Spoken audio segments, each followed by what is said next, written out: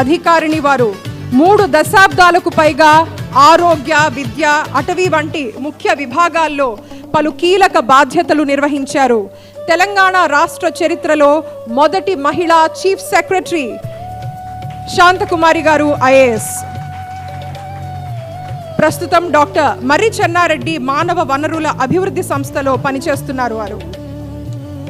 వారికి 99 టీవీ తరఫున ప్రత్యేకమైన అభివాదాలు, ధన్యవాదాలని తెలియజేసుకుంటున్నాం.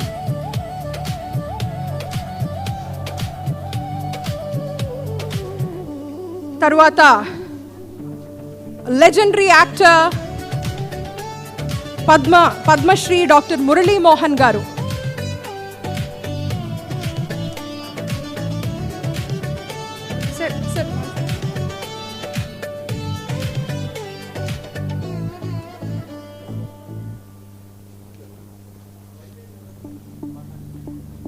అందరికీ సభకి నమస్కారం. అందరికీ పరాభవ నామ సంవత్సర శుభాకాంక్షలు.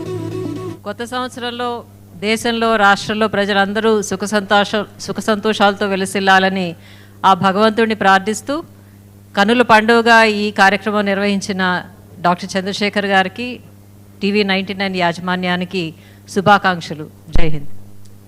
Thank you very much ma'am.